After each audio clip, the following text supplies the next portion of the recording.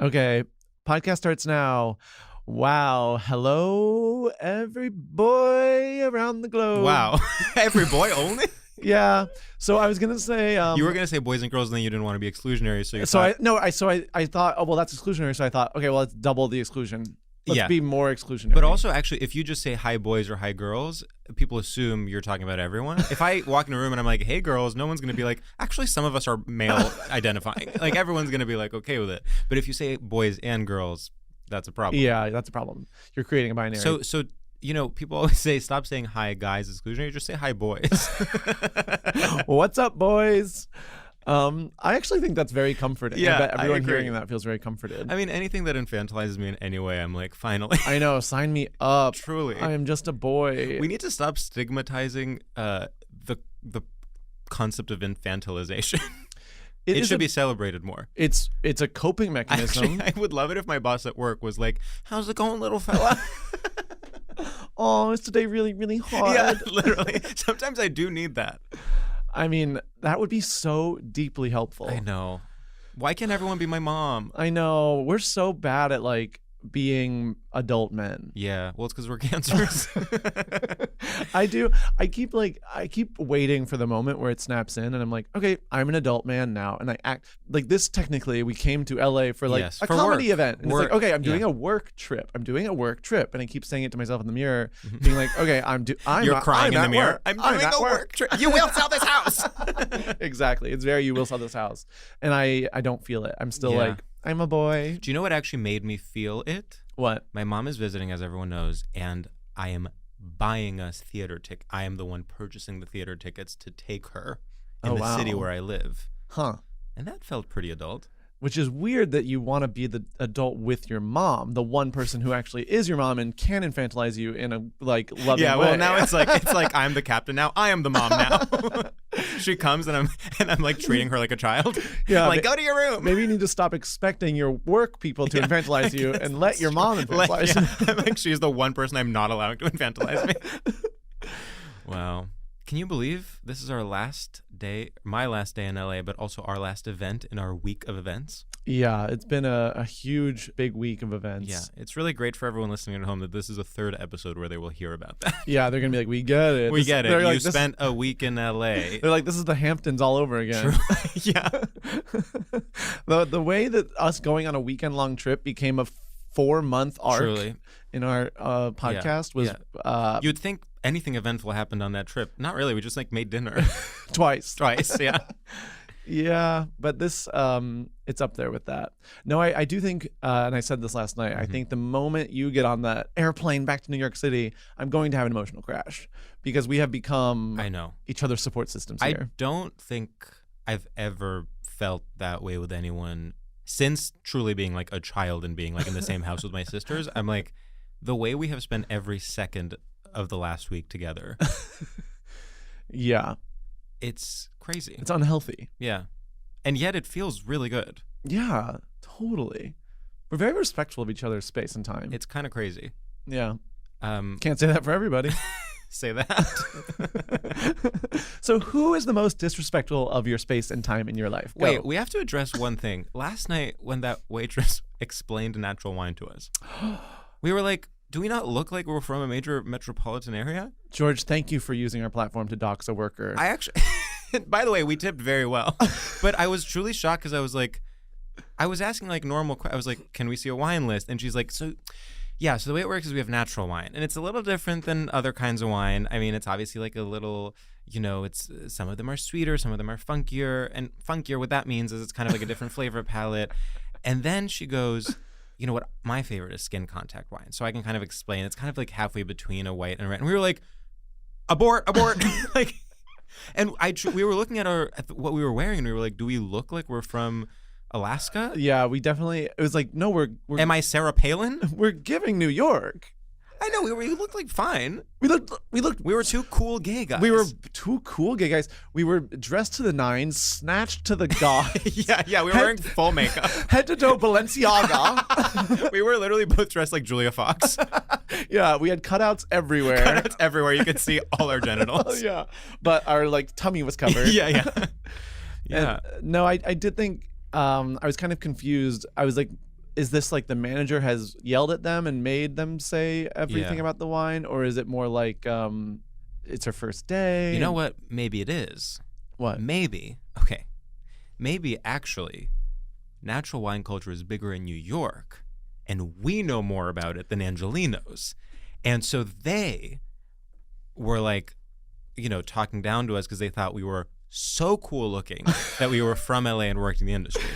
You know what, George? I love that you can take something traumatic that happened to you, like a waiter, assuming you don't know about wine, and turn it into wine itself. Yeah. And turn it into something so positive and find a way to come out on top and actually be the winner in the situation. Yeah. I mean, I really feel confident that that's what it is. You have made us feel bigger than that waiter. You've made us feel bigger than all of Los Angeles and even at the top echelon of New York. Yeah. And can I just say, now I'm like, it was so nice to have the opportunity to teach that waitress about natural wine as a New Yorker. Yeah. I hope we can go to more restaurants before you leave just so we can spread the knowledge we know. Yeah, now I'm like, I have this responsibility that's fallen on me. I have to teach Angelinos about natural wine. And speaking of Angelinos, we have one with us today. And he's drunk on natural wine. Well, I mean, this is kind of a classic StraightioLab. I would say friends and family. Yeah. Which has been sort of the theme of our journey. It's been a real theme of our journey. I'm really happy that in this entire week, I haven't interacted with a single guest or colleague that I don't consider my blood relative. I can find it so deeply harmful when I meet someone that I haven't met before. And so this has been so beautiful for us. Yeah. And without further ado, give a glamour girl hooty hoo for Joel Kim Booster. Okay, I gotta say, don't know what natural wine is. Considered all wine to be natural until this moment. Yeah. In fact, I am struggling to find what is unnatural about wine. Do they just leave it out and hope for the best? No. It turns into wine? Okay. What? Teach me. There are various things. It's like biodynamic methods of making the wine. There's a sort of thing that's like nothing added, nothing taken out or something. So some of them, it's like they don't put sulfur in for like.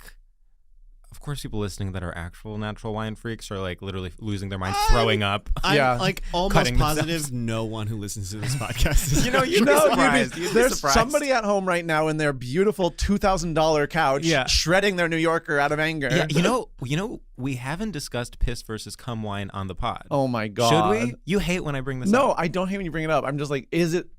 We have discussed it on stage, and part of me is like, does it make any sense? Okay, well, basically, you've had like a funkier orange wine? Sure. Okay, so basically, like, I feel like a funky orange wine is almost like the peak of natural wine because it's like so natural that it truly has like pulp in it. Mm-hmm. And so Sam and I were talking about how wine culture had moved from a piss forward model where it's like a crisp, simple wine to a cum forward one where it's like, it's like funkier and thicker and has like kind of bits of food in it. I have to say, I guess I'm not familiar enough with piss. So you don't pee every day. You don't pee every single day. Crisp and clean. Crisp and clean. I guess okay, if you're talking purely in terms of viscosity, totally. then I understand where you're coming from. And like general vibe. That's where you lose me. That is where you lose me. Because I get, well, actually, no. I guess it's all coming from the same vine. It's just the way, so I guess I understand it from that level, but. I think what's so powerful about this new binary of piss versus cum, when it comes, it breaks two binaries. Yes. It breaks piss and poo binary. Oh, wow. And it breaks like the red and white binary. Exactly, because it's not about red and white, it's about piss and cum. Okay, so, but I am interested in, natural wine is unescapable in New York. It's like everywhere you turn, someone is literally like coming out with a bottle and they're like, another glass? Yeah. And you're like, well, no, I'm on Fifth Avenue. Yeah, I guess I'm not drinking a lot these days. Yeah. I moved to LA and I switched to an exclusively drug model. Interesting. Oh, wow. So I think that is where, like, I bet you're probably less aware of like strains of weed. Totally. Well, definitely. Like weed is our natural wine. That's a very good point. Weed and kind of like smoothies. Yeah. And sativa is very cum and indica is very piss. Yeah. Oh, like a crisp. Okay. Yeah. Okay. And then I guess what would a hybrid be in that analogy? Because what would a hybrid piss cum sort of be like so that's pre-cum? like pre-cum could work, or maybe it's like you have maybe you pee right after you have sex. Yeah. Okay. Sure. And Wait, where I'm sorry. does- So, and take that a step further. No, so How does that No, relate I to wine? accepted it, and I said we move on. Okay, great, cool. I guess Mike, like, where does smegma fall into all of this? Joel. We're trying to have an intellectual discussion about piss This first is like cum. this is a food. We're literally doing food culture. This is a food like you're making a podcast. And mockery. is there nothing more food-y about the genitals than smegma? no. You know, I think smegma's a myth. Well, I can tell you. as two uncut kings, kings. let me tell you. Oh my god. Let me tell you, the feta is real. No. All right, we're beeping that entire discussion. No, Just kidding. unfortunately, We're not that has because to we're go sex in. positive. So I had to say, it's been so long since I've been in studio for a podcast recording, having to watch a conversation unfold and feeling trapped. And like, it really does. It feels different on Zoom because I Yes. think like Zoom as a baseline is a prison. Yeah. And like you go into a Zoom feeling like you're in prison and you expect that to happen. And then this is the most unnatural thing in the entire world. This is so weird being in person because I keep being like, I feel like we're faking it. Like when it's on Zoom, it's like, of course there's artifice here. Yeah. Here I'm like, why are we acting like we're recording something? We are being crazy. wait, you're so right. And actually, it's the difference between film acting and theater acting. Yeah. Yeah. Because Zoom is film acting. You know, it's a Quite close, literally. Exactly, quite literally. there's immediacy. Exactly. There's the immediacy Exactly. of theater here. Wow, it's really true. It's really true. And I'm loving it. Yeah. Honestly, it's like, Yeah, call me Mary Louise Parker. She's a theater actress. Yeah. But she also famously is a film actress as well. I guess I could have picked someone Sutton more Foster. famous. Yeah. Okay, Sutton Foster wasn't younger. Okay, sure. Maybe like you know, do we know any theater actors? look, I don't know a single one. I mean, Patti LuPone. I guess she also is. Yeah, it's hard because Yeah, it's the hard. ones we know. Donna Murphy. Okay, sure, yeah. I mean, I'm sure she's popped up in The Good Wife at some point. 100%. She's probably a regular. well, I did love the silence after you said Mary Louise. I know. I was like, I was really like, do you guys not know who that is? And one, I don't know who that is off the top You of my know, head. from Weeds? Weeds. She's the main Oh, star okay, of yeah, Weeds. sure. Now I Yeah. know. But she's like was famously like in Angels in America and like oh, How I Learned to Drive. She's like a theater Yeah, personality. Hedda Gabler. Yes. Wow. Sure. I find that so jarring. Well, you better believe it, Miss Turner. Joel, Yeah. how do you feel? Well, like I said, I feel crazy watching you guys sort of talk about something, not feeling like I was able to interject. I'm feeling very strange about the term boy in my life right now. On the cusp of 35, every time sexually someone calls me a boy, it feels embarrassing now. Really? It feels embarrassing, and I crave it. I want it because I want to hold on to the last dregs of feeling young, but it does make me be like, because sometimes it happened recently where someone younger than me did it, and that feels bad. Yeah. I don't. Were they like hairier or something?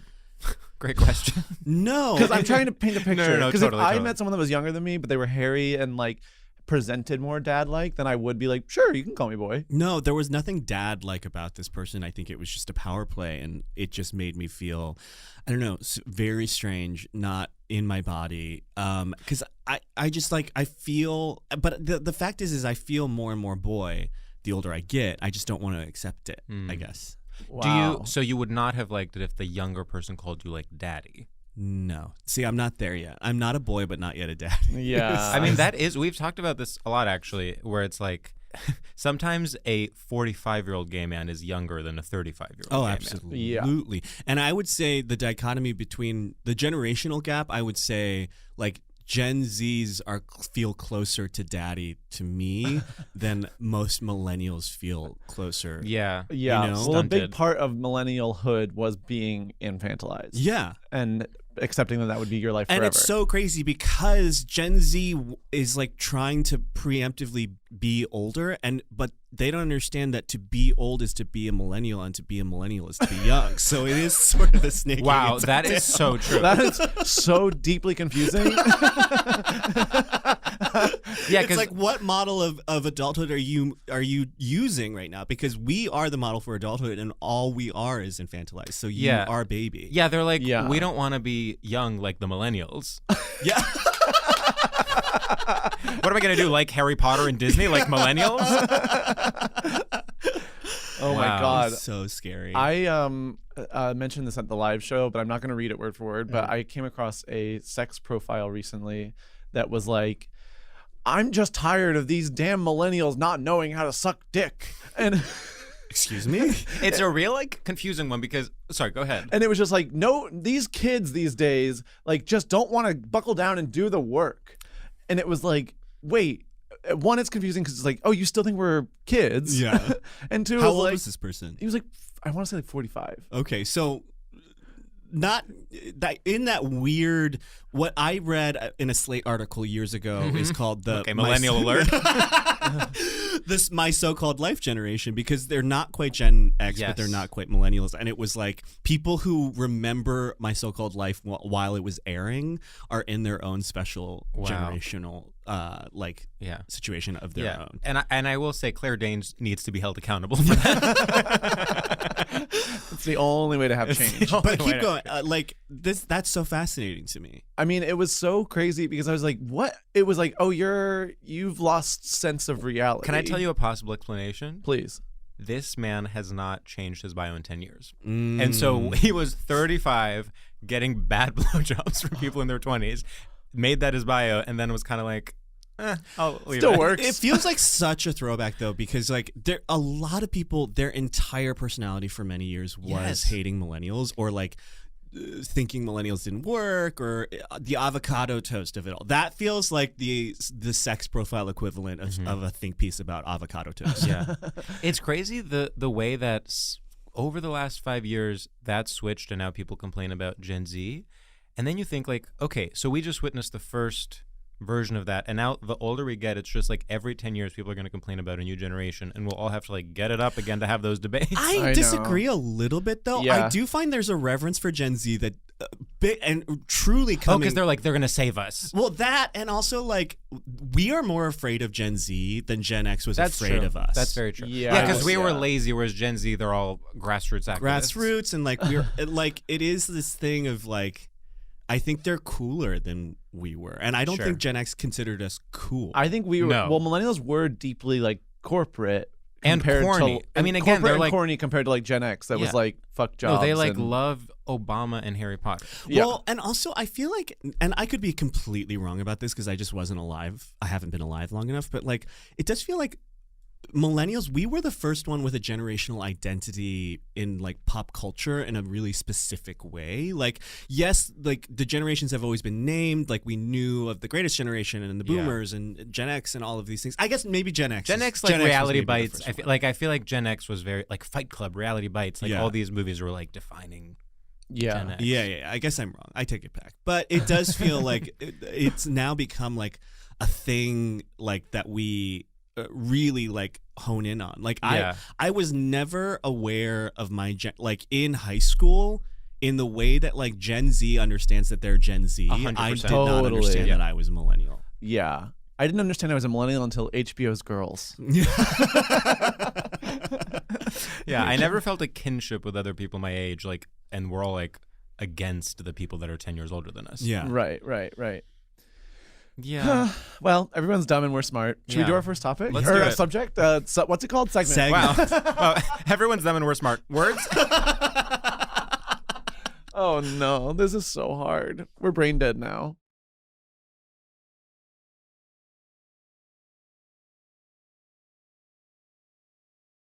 Our first segment, Joel, as you know, Mm-hmm. is called Straight Shooters. One of and- my favorite segments Yes. of any podcast. And in this segment, we test your familiarity with and complicity in straight culture by asking you a series of rapid-fire questions. And the one rule is you can't ask any follow-up questions about how it works. And I will warn everyone, I did write these on the way here. And one of them, in fact, on this table. So, Sam, take it away. Okay, Joel. Billie Eilish, Billy Idol, or Billy Elliot? Billie Eilish. Joel, American Express or the French Connection? The French Connection. Okay, Joel. Being a blasphemer or being exclusive to a streamer? Being a blasphemer. Joel, true or false? Wow. Wow, the phoning it of it all. Yeah. True. Okay. Joel, keeping your friends close, keeping your enemies closer, or keeping your acquaintances that you feel neutral towards even closer still? Ooh. Acquaintances. Yeah. Yeah. Joel, mezcal or Calpen? Mezcal. Okay, Joel. The Hollywood Hills or the Rascal Flats? Wow. The Rascal Flats. My Big Fat Greek Wedding or My Chemical Romance? My Big Fat Greek Wedding. Wow. Wow, these were good. Thank you. Thank you. Yeah. I feel like you actually fully got 1,000 doves. Yeah, 1,000 doves. Yeah, I felt so supported. Me too. Yeah. And, some of these guests, they'll just let us fucking flop. Yeah, well, and I will say a lot of them are asking questions these days. They Yeah. are. A And lot of them are editorializing. And we're really not being tough on crime. We're not being tough on crime. The only editorializing I want to hear is laughter, honey. That's the only thing I want to hear. I don't want to hear the explanation for why you're picking. Well, the thing with that segment is that you have to, as a guest, be comfortable not being the one making jokes. Yeah. It's actually about sitting your ass down and listening. Listening for once. For once in your and pitiful people life. think they're like, well, I'm not being funny. And it's like, yeah, sit with that. Yeah, they're like, I wrote a book. I'm pretty sure I should be talking. And it's Yeah. like, no, queen. Wow. Drag Gia Tolentino. Yeah, you couldn't have picked one of the many other professions that you have had multiples of. You couldn't have picked podcaster. You couldn't have picked comedian. I actually actor, thought Gia did a great job. Writer. You zeroed in on literally the guest that has aired today. No, that is okay. Nothing. I love Gia Tolentino to death. She raised me. She's mother. She's mother. Damn it. She's house mother. She's my sorority sister. It was more. I was trying to pick a detail that implies intellectual. Yes. Yeah. Which is book because movies aren't and TV isn't either. And podcasts we have one. Drag our current guest, I guess. Yeah. Yeah. And Yeah. Generally speaking, I think if you wrote and starred in a movie, that's kind of flop behavior. Yeah. Try a book, babe. Yeah. Try a book. Call me when you write a book of essays. How dare you? I'll have you know, I wrote a lot as we were speaking. A lot of personal essays for many blogs that are now defunct. Yeah. The Toast. Ever heard of it, honey? Of course, I know the Toast. The Toast is mother. The Toast was mother. The Toast was mother, actually. Yeah. God, it's crazy how those things are just lost. It's almost like in the beginning you could get away with having nostalgia for the Toast, and now that's even lame. Yeah. Like if you're like the Toast is mother, people are like, fuck off. I will say the Toast was the first place that ever published a piece of work of mine, and my editor at the Toast bought me a ticket to Hamilton. Really? In the height of Hamilton. I gotta say, how did the Toast have the money for a Hamilton ticket? it was clear. As someone who still works in digital media, no one's taking me to Hamilton. Although I did get free Funny Girl tickets. Yep, sorry. And there were really good seats, and I saw Leah Michelle. Oh my God, how was she? She was really good. Yeah, no notes, honestly. I thought she was great. Credit where credit's due. Yeah. One time I also got free tickets to see Pamela Anderson in Chicago, but it was because Matt Rogers paid for them. That's not free, but sure. That's not free. Was she mother? Yes. We went opening night. Oh my God. And she was so... I mean, it was just like... The production itself was truly like, are they all okay? Like, it was like people that had like... You're like, are they living in the theater? It wasn't the best Broadway had to offer, but Pamela had done the work and came out. Everyone was on her side. She knows her vocal range and like hit the notes the way she needed to hit them. Like, who else was was like Julian Assange there, Edward Snowden? Like, we didn't see Julian Assange. I will say when I saw Funny Girl, I did see Ryan Murphy in the bathroom. Oh. Did you approach him? Yeah, I sucked him up. The Julian Assange of media. Yeah. Was Lin-Manuel Miranda mother when you saw Hamilton? No. In fact, I was an early... Like, I came away from Hamilton being like, that was great. Why is this man in this play? Because, like, the whole thing about Hamilton is, like, everyone's like... Imagine writing a musical where the whole point is, like, everyone is horny for Hamilton in that show. Everyone is so horny for Hamilton. Everyone wants to fuck Hamilton. Hamilton is the best. And then casting yourself in the Yeah. role, and you can't sing it, you can't dance, and you Is that true? I mean, he's not a singer. He's a rapper, he's a famously. Yeah, he's one of the most famous rappers. He's one of the most It's famous him and- rappers. best rapper Best alive. rapper alive, I've heard. Yeah. Yeah, top 5 for sure.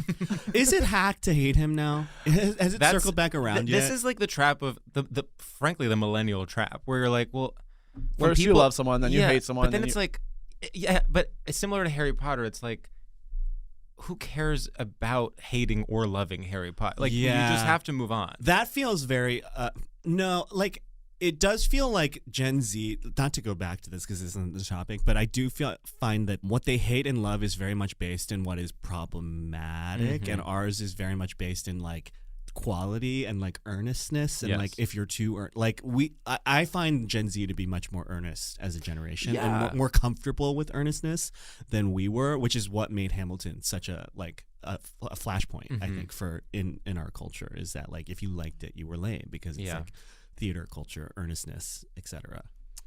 there was like that month where if you liked it, it was just really cool and edgy, and then I was so happy when that month ended. Well, it was the people who saw it at the public, versus yeah, people exactly. who saw it on Segway. And there that's you what go. made it okay. Because it did start at the public. That's like, it's not nothing.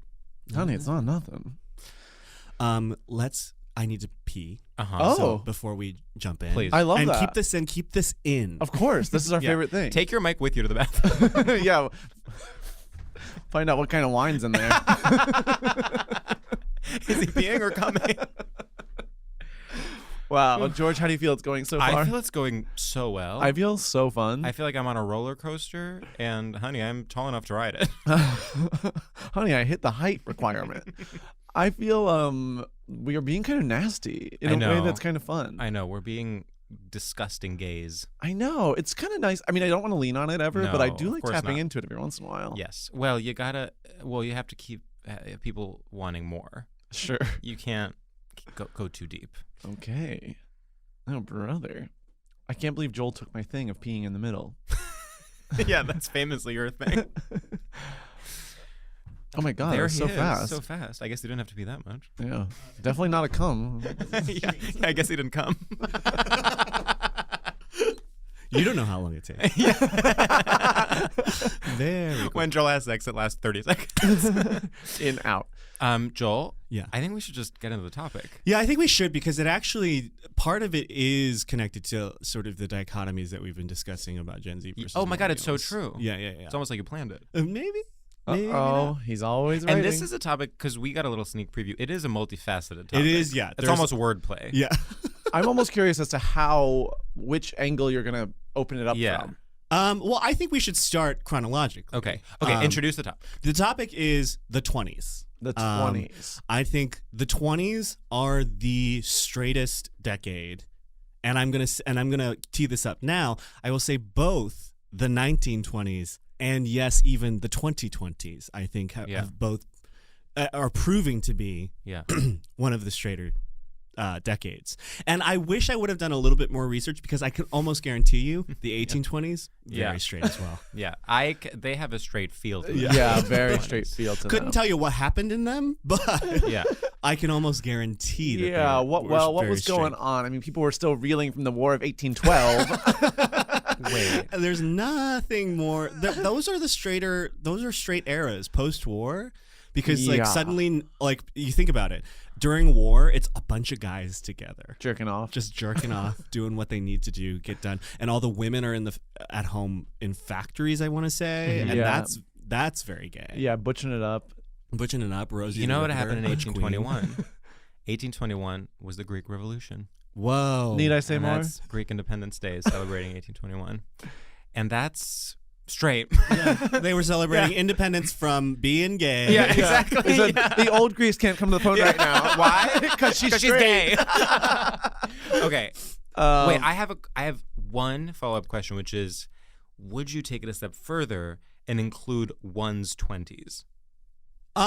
We could. I think we need to work that out a little bit more, because I do think that there is a world where we could sort of bend and twist and then get there, but it's not an angle that I have thought about. Okay. But I think it would be fun to sort of work it out together as a group. Let's start with the with 1920s. 1920s. 1920s, I think it's prohibition. Yeah. it's flapper culture. And this whole idea really started because the one thing that I have noticed about straight culture is there is nothing that they love more than a Great Gatsby theme party. Exactly. Nothing that straight people. And have you ever been to a Great Gatsby theme party? No. No gay man has ever been to a flapper Great Gatsby themed party. And you cannot walk down the street in New York or LA without seeing a woman dressed as a flapper on a Friday night. No, it really, when you said the word flapper when we were texting about the topic, it really, my life flashed before my eyes. Yeah. You don't even see flapper, that era really represented in drag. Yeah. Even. You don't see drag queens dressed Also, as flappers. flapper sounds so grotesque, like so pornographic. What is a flapper? It's flapper. very I barely close know her. to- It's very close to fapping. That's Fapping. why- Yeah, Yes, that's yeah, what that's it's a what I'm fapper. thinking of. I also think part of the reason why they're so popular as a party theme is because straight men can just wear a suit Yeah. and the girl gets like Yeah. wear a shiny dress. And so it's like, look, I dressed up. And it's like, yeah, you're wearing the same suit you The wore to like lack of imagination. Yeah. You know, I mean, the lack of they could never have the creativity that gay theme parties have. Fraternity, jock strap, underwater. Lady Gaga. anything but clothes. Yes. There's also something about roaring 20s. It's almost like the last time things were good. Yeah, it is very like well, for whom, sweetheart? yeah, it's like I miss those days. Yeah.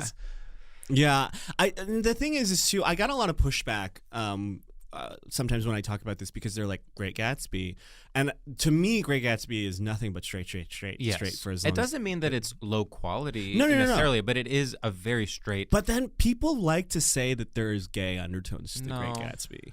I haven't read it since high school. I guess same. And I guess like something about a guy being dead in a pool is gay if you want to. I mean, Baz Luhrmann gay-coded. He's married to a woman. But then it cancels it out with Leonardo DiCaprio, who is maybe one of the straightest people He is alive. the straightest movie star. Yeah. That Oh, we can yes. all agree on. Yes, He has yes. Yeah. never worked with a woman director. He has barely worked with a woman actress. He also doesn't have any gay rumors because he's No gay constantly being the rumors. He's worst straight man on earth. Constantly fucking.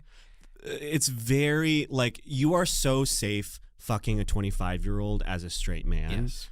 No one there's like because there are certain ages of women that is pretty gay.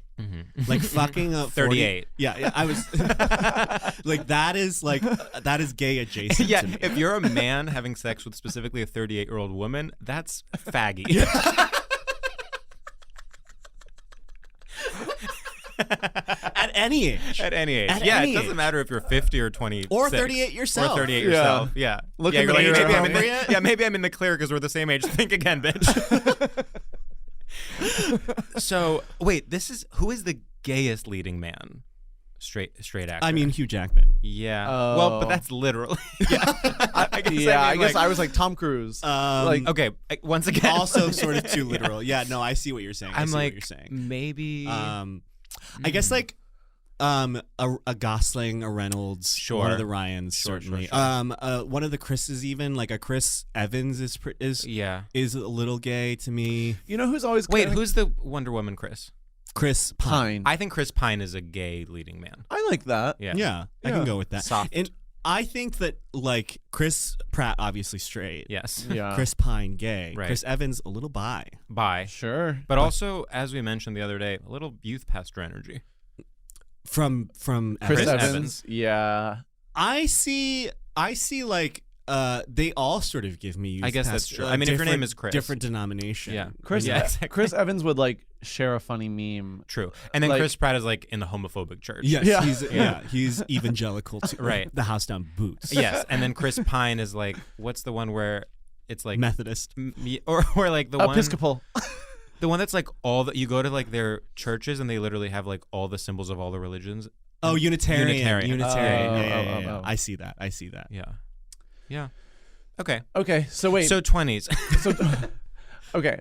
So it's also like wealth porn. People love that. People do love that, and there is something really straight about prohibition. The idea of 100%. in general. Speakeasies. Speakeasies. I get Oh, it. It's almost God. like this era that was created to be nostalgic about in Williamsburg in 2007. Yes, yes. I've always said that speakeasies are exclusively a straight creation too. Yeah. Like there's nothing that they love more than turning a bar into an escape Yes. room. They love that. they want the excitement of something being illicit and secretive. Yeah. Right. They have to invent. It's like a just secret. cheat on your wife. Yeah.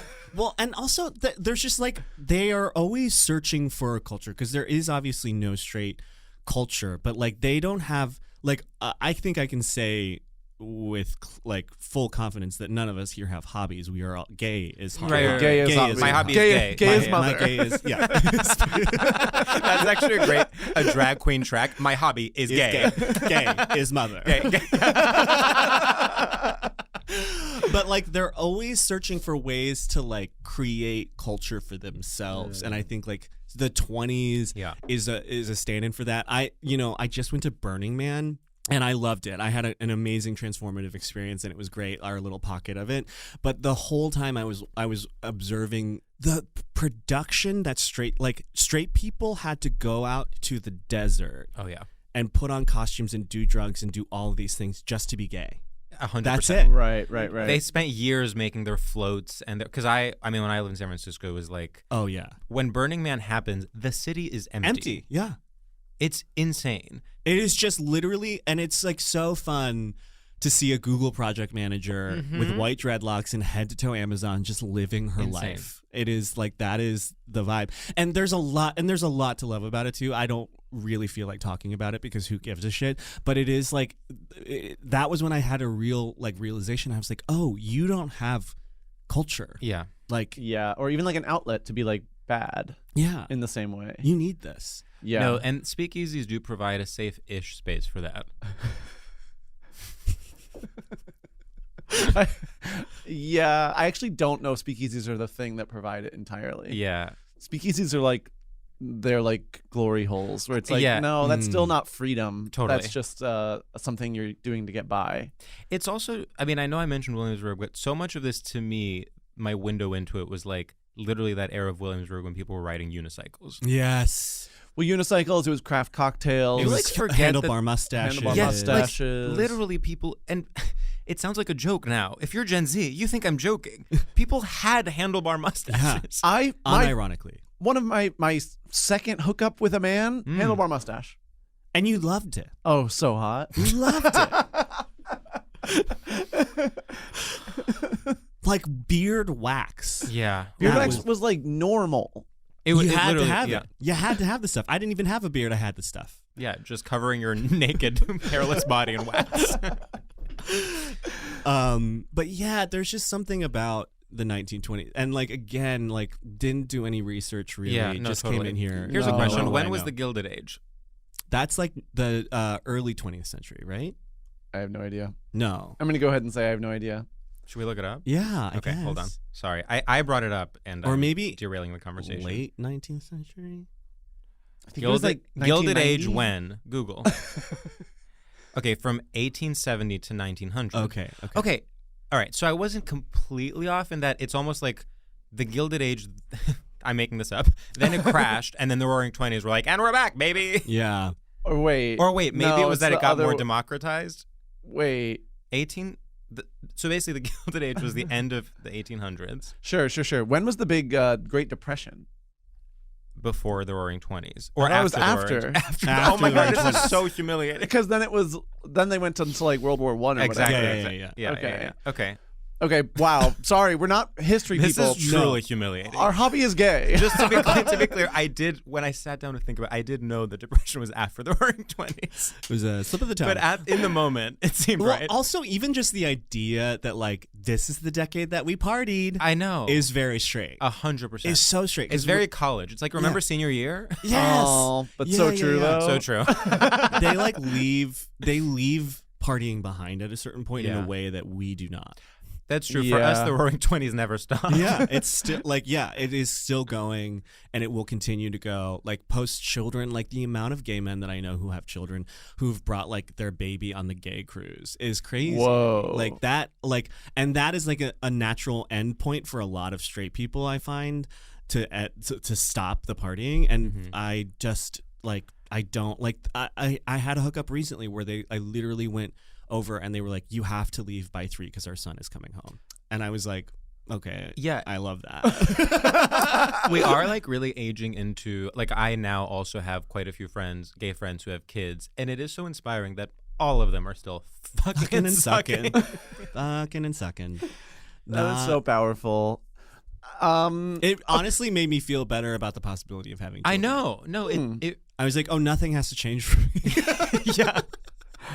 Which is good. Change is bad. Yeah, change is bad. So the 2020s. The 2020s I find to be very straight as well. I think for a lot of the same reasons that are happening. But I will say that the 2020s to me too is because we are in the era of Gen Z, and like I do find that Gen Z is the least gay generation going right now. Not that because they have said gay is uncool. I think being gay for them is uncool. Being queer is the thing. Like there's obviously other identities. They love LGBT. Yeah. They love LGBT. They love the LGBT. No, LGBT. The LGBT. No. They love LGBT, but it is a very not necessarily straight, but it is like I think they're circling back around on it in a big way. It's like, an interesting. It's not straight. It's anti-gay. Like Wow. No, that is so powerful. like even the gay that we're seeing in the 2020s is so straight to me. You know, like well, the lines are blurred because when you have fully straight leading men wearing dresses on a red carpet, where does that leave us? Well, I find that they're making that straight. Like it is queer, obviously, but it is not gay. And so in that way it's straight. Wow. Okay. Huh. Yeah, you know what there isn't room for these days? A Rosie O'Donnell. No. No, not at all. And there's no reverence for gay men anymore and our culture. I mean, like a. Go ahead. What about style superstar Carson That's Kressley? literally who I was about to bring up. No. I was like, no, I actually think Carson Kressley is like such a weird thing where it's like people are just like, yeah, he doesn't matter. Yeah. And it's like, well, he did matter. Like he's doing something. He's gay. Like he's like that's like a gay man is not inherently cool. That was part of the whole problem. Right. Well, I think what's difficult about it is that gay men are no longer, obviously with some caveats, gay men are no longer oppressed. Carson Kressley is not oppressed. No. So then it becomes Honey, like, but that jacket is. so then you're like, if for so long gay men were, especially in pop culture, defined by their marginal place, now that they're not marginal, where does that leave them? Well, I think that because we're not as marginalized, and again, caveat, our culture is now too accessible. Yes. Too accessible to even be considered gay. Like, is Drag Race even gay? No. And it is one of the straightest things alive. Macy Rodman was on our live show claiming that Her Drag top- Race is straight. Yeah, her topic was Drag Race. And we, in fact, decided it was not only straight, but part of the federal government. Yeah. No, it's very true that Even our gay things are straight in the 2020s. So what is gay? But then also the queer coded things like painting your nails or even something like polyamory, which you could argue is queer coded in its own way. It's like people of different genders being in a relationship. All of those things have, as soon as they come up, they immediately become quote unquote co-opted. So is there anything that is, it's almost like the one gay thing is literally someone blowing a guy in a porta potty. And but we're also like, no, but the thing is like we've now moved into this space where like, do you see so many straight guys on Grindr? Like even gay sex is becoming infiltrated by straight men. Say more. Say more. I'm seeing so many straight guys on Grindr these days. And yes, part of it is like They're looking for trans women. So that like they're like, I'm not gay, I'm just looking for a trans woman, which okay, totally fair. But I'm also like, there is that book about how men who have sex with men are not necessarily gay. Yes. Oh yeah. All right. Well, then you get into the label. Yeah. Yeah. So I'm just saying, like, gay sex isn't even safe. Gay sex isn't Gay now sex is not now safe. can be a straight space. I think being a specifically gay kind of annoying is still gay. Yeah. But isn't that part of the problem? Is that like we've pinpointed that in a way. It used to be homophobic to consider gay people annoying, and now I think it's everyone. It's empowering. It's empowering. Yeah. Yeah. Your only tool left as a gay man is being annoying. Yeah. And we used to have a full toolbox. I know. Full of tools. Yeah. We used to do little moves with our fingers. Well, I will say even like the 2020s as it's being ruled by Gen Z, I find them to be not sex negative, but not as interested in sex as we I agree. were. And that is like, and obviously sex is a huge part of being gay, and not having sex is a huge part of being straight. Yeah, part of me wonders if that's just like a literal like young thing, and they have like more of a platform to speak on it because Totally. they're all on TikTok. But no, even when we were young, I was sucking and fucking all day long, and I loved to talk about it, and it felt revolutionary to talk about Totally. it. Sure, and I sure. think like we didn't live in the space of it being revolutionary to talk about it before people got tired of it. Yeah. Sure. Like people are tired. We of it. need to overthrow gay marriage so that we can have some fun. Absolutely. I got like a little tingle when that was like a possibility. I was like, No. I was like, finally. Finally, we'll get some respect again. Jesus. Finally, I won't get talked down to by a 16-year-old. You know, like The sex positivity versus sex negativity thing is so interesting because it's almost like a horseshoe thing where like the more sex positive you become, the more almost clinical you become in your descriptions of sex and your approach Yeah. to sex. yeah. And then you take some of the excitement out of it. And then, of course, the more sex negative you become, the more illicit it is. And the more you're like, okay, I'm rock hard. Well, it's almost Oh, like being like wow. religious. Like, Exactly. Religious people are doing the most crazy shit. Literally, Mormons are the most sex positive religion out there. Like I couldn't handle hooking up with a Mormon. It would No. scare They're me. It would traumatize They're me. having way more fun having sex because Yeah. it's so bad. Yes, exactly. You know? Yeah. Wow. Well, I'm converting. Because we really can make anything sex like a sex thing. Yeah. And I think people are getting tired of that. People are getting tired specifically of me making everything a sex. Honestly, same for That's- me too. Yeah. Sounds personal. Yeah, that sounds like you saying the book thing about the that's like personal me saying is book. The personal is political. It's the political, Of course. Yeah, I fully I actually had to stop saying things were hot on here because I was like, people get it. You think everything is kind of hot. Yeah. And it's like, okay, Well, everything is kind of hot. not everything is kind of hot. Well, and even now, like, there's something really straight about not fetishizing straight men sexually anymore, which is seemingly becoming less and less interesting to do because, like, gay guys are just getting straighter. Oh, yeah. Yeah. Like, gay guys as a whole, there's like a whole like, I'm on the gay bros subreddit. Mm-hmm. They do not like being gay. Yeah. That's interesting. You know, sometimes you do meet someone who almost literally will be like, I don't want to be gay. And it's always so jarring. I have been more and more meeting gay men that really do quote unquote act straight Yeah. in a way that throws me for such a loop because it even makes it hard for me to be attracted to them in a way that you would think would be like the fantasy. But it was like, I don't believe you. Okay. I saw this. Sorry to cite a tweet, but I saw this tweet by this woman. Her name is Mitka. And it was kind of about like the new form of metrosexual that exists in the 2020s. And it's like they wear Bodhi. They like subscribe to fashion, like menswear newsletters. They're like interested in the J. Crew rebrand. Mm-hmm. Mm-hmm.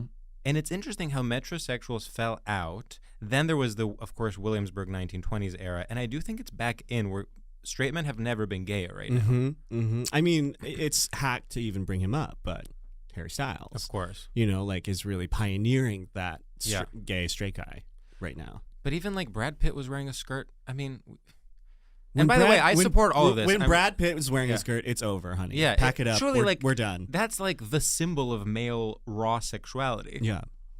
So it's yeah. over. It's So over. it's over. Yeah, Brad Pitt, wear some pants. For Christ's sake. For Christ's sake. It in many ways now, Brad Pitt wearing pants could be gay. Yeah. Yeah, he should wear like a kind of flowy, or no, he should wear like skinny jeans from 2014. Oh, wow. You guys, we gotta let it go. We really like the and this is the thing. This is also the thing. Okay, well, you brought it up. Yeah, you're like screaming at us all of a sudden. This is crazy. This is the thing about the 2020s being straight is that, going back to gay guys being straight, is that like we are now not necessarily even sort of the bastions of fashion forward culture anymore. 100%. Because like no one is holding on tighter to skinny jeans right now than gay guys. Yeah. And it's like, guys, Yeah. we are going to live in the baggy for so much longer because you are clinging to your skinny jeans. If you go to an event, like a kind of event where there are well-dressed people in New York City, the straight men, by and large, are more well-dressed than the gay men. That's sick. I swear to God. That is sick.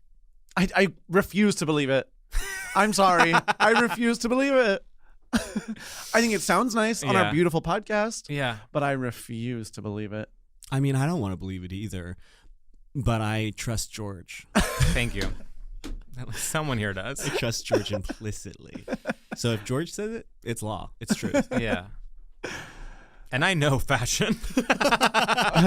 Yeah. Well, I guess everyone, if you're listening, do your part. Be Call out gay guys who are straight and call out straight guys who are gay. It's your job to be the activist you want to see in the world. I kind of think like everyone who is queer is doing such a great job and should not change in any way, but specifically gay cis men and straight cis men need to figure out some stuff. Yeah. I think that's like where I'm coming down on. Like, I'm not policing anyone else, but specifically gay men and straight men need to get in a room and come up with some ground rules. Yeah, sign a treaty. Yeah. Yeah. Well, wait, and before we go, do we really want to quickly touch on the idea of the 20s, your Yes, 20s yes. being straight? I have one. Okay, I think that my 20s were straight because I didn't actually know how to be gay, but I was pretending to be gay, which is straight. Which we have landed on is very straight. I was very much like, okay, so I think I should like, this is how I should have sex, and I think this is where I should go. And now it's more of like a lived-in experience, but then it was performative. Yeah. I would say I had a similar experience. And I just like, there's a sort of adolescence that happens in your 20s, and adolescence is straight. I mean, it's like puberty. Yeah. I'm thinking like day job, Yeah. like ping pong in the office, sort of like WeWork is what I think. 20s of are when- WeWork. 20s are the WeWork. 20s are WeWork, and WeWork is straight. 20s are also, you're like still holding on to your college friends who like kind of knew you, this is just me, as half straight. And so it's like, you'd like hang out with like a bunch of straight guys one night, and it's like, okay. Yeah. Oh, here's what I think of when I think of 20s is like, you move to a city, you don't know what to do, so you Google like free events, and then there's like Brooklyn vegan. and then it's really and it's like some museum does like an under 30 cocktail hour, and it's free, and you get a drink ticket. Yeah. And there's like strobe lights, but you can go to the dinosaur exhibit. Yeah. Well, and also like for me, that actually feels much more like 30s to me than 20s. But I guess for me too, like the reason 20s would be straight is that like I never had more straight friends than in my 20s. This is sort of similar to what you were saying. Yeah.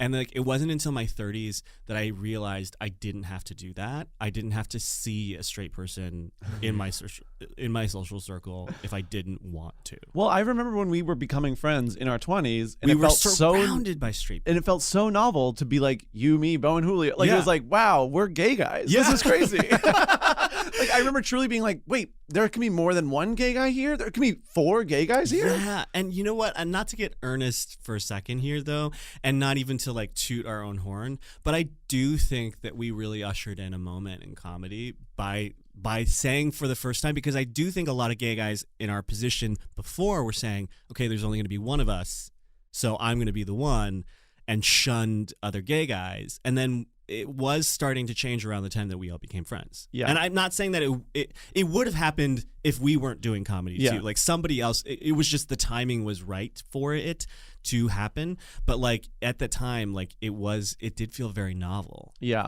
To be more than one in a room. Yeah. On a show. Yeah. Even. And Yeah. even like outside of comedy, I feel like it's like in your 20s, let's say you're the one gay guy in a group of girlfriends, and then there's like another group that's all girls and one gay guy, and then you meet the other gay guy and you're like, what? Does not compute. Yeah. What are we supposed to do here? Yeah. Are we gonna hook up or are we gonna fight? I've also noticed I've met a lot of gay guys in their 20s recently who love Boston. Wow. What? Yeah. Yeah. Boston is the villain of this podcast. Boston is very much where gay guys go to be straight. Yeah. Yeah. Talk about skinny jeans. Ugh. Honey, those legs haven't breathed in years. If you as a gay man want a safe space to love the cops, Yeah. then like Oh my. if Go you to want Boston. if you want every day to be a pride parade where you're dancing with a cop, go to Boston. Literally. Wow. If we Wow. ever do a live show in Boston, people will protest. Gay guys. Gay guys will protest. It will just be like 10 straight girls. in Yeah, our they're crowd. like, they don't represent us. Yeah. Well, I think we God. cracked it. Yeah, I think we I think said so. a lot of things. I mean, and I want to be clear here. I didn't mean a single word of it. Of course. Oh, yeah. We would never accuse you of being honest. no. Everything we said was based in lies and simply we made up in order to get somewhere. Entertain ya. Yeah. So don't come attacking us unless, of course, it's public and we can retweet it and dunk on you. Yeah. Yeah, only attack us if you're stupid and we can win the argument. Yeah, that would be so nice. That would be really Oh, that could be convenient. huge. Mhm.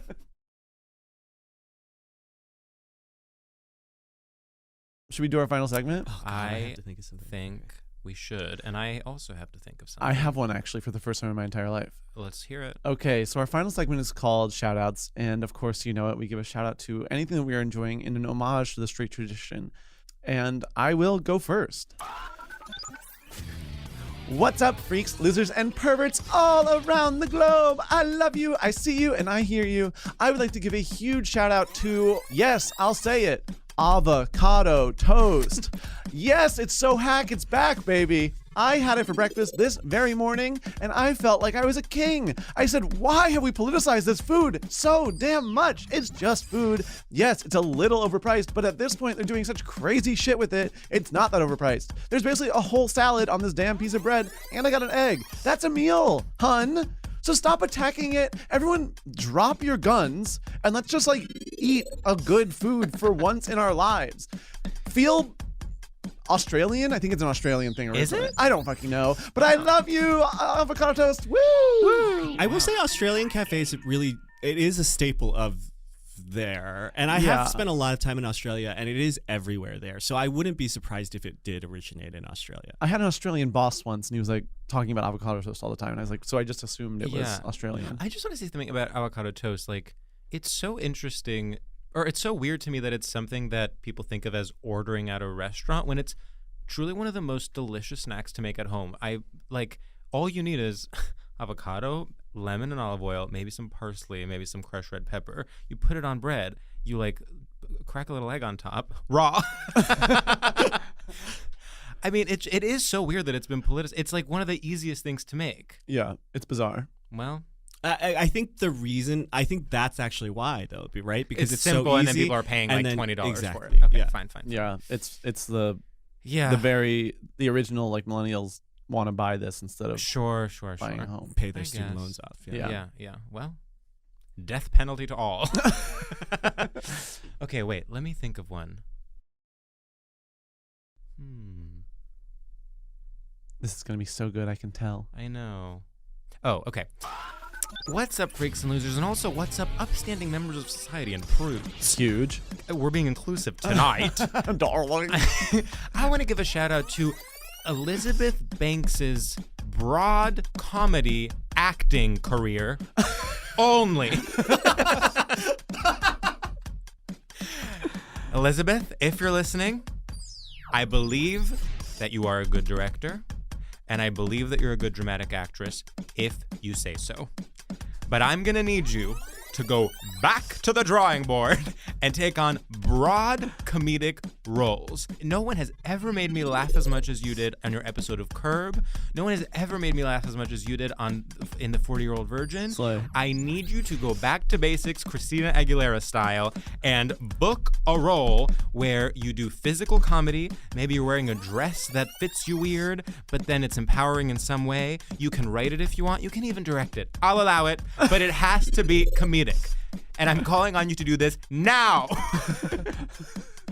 Woo! Now, are you including her Pitch Perfect performances in this? Who was she in Pitch She was Perfect? like the commentator. Oh, along yeah, I'll with John include Michael it. Sure, Higgins. I'll Yeah. include it. Would you include her Hunger Games performance? Yes. Okay, good. 'cause Yeah, that was broad comedy. That was broad comedy. Yeah, That was for really sure, funny. for sure. She nailed it. I swear to God, I think I've mentioned this on the podcast before. This scene is on YouTube. Look up Elizabeth Banks' Curb Your Enthusiasm. It is the funniest thing I've ever seen in my life. I'm going to do it right now. Yeah. Okay. That's going to be my shout. Okay. I have something. All It's right. very top of mind. Go for it. Hey, darling dears. I want to give a special shout out to someone very important in my life that I've been thinking about a lot lately, especially even today. I want to give a shout out to my bladder in my 20s specifically, because, honey, that bladder could hold a lot of pee. I could go hours and hours and hours, and not anymore. You only know what you have when you lose it, because boy, oh boy, did I leave this podcast in the middle of recording to pee. Did I get here, arrive at the podcast recording, have to pee? Did I pee a little in my pants recording this shout out? Because yes, I have to pee again, even despite not touching my water. I was going to say that. I have to pee so bad at all times. You do not understand what your bladder in your 20s is giving you. It's giving you a full night's rest without any bathroom breaks. I have not slept through the night without having to get up to pee in months and years, maybe. Not Wow. months and years. Months and years. Wow. So please, if you're in your 20s and you have a bladder, please take it out to dinner, honey. Oh my Take it out God. to dinner. Give it a card, something, because you don't understand how important it is to you right in Wow. this moment of your life. Kiss it goodbye if you're turning 30, honey. Cherish it. Oh no, Joel, you're pissing your pants as we speak. All this talk of pee. I need know. to pee so bad now. I know. Also, it's so funny. We had the piss first cum. We're ending with pee. It's kind Yeah. of crazy. It's so beautiful, and we planned it that way. Yeah, we wrote this episode. Yeah, it was really tightly scripted. Yeah. and directed by Elizabeth Banks. On Celtics. Yeah, free version. Oh yeah. You know I used to love that. I free love version. Yeah, Celtics free baby. version. When I finally upgraded, it was like, all right, I'm a professional. Yeah, I was like, okay, I'm rich. I'm the richest person on earth. earth. Well, Joel, this has been an absolute blast. Yeah, this is Yeah. Thanks for really doing it. fun. Our second in-person guest in 3 years. Wow. Well, bye. Yeah, bye. Okay, bye.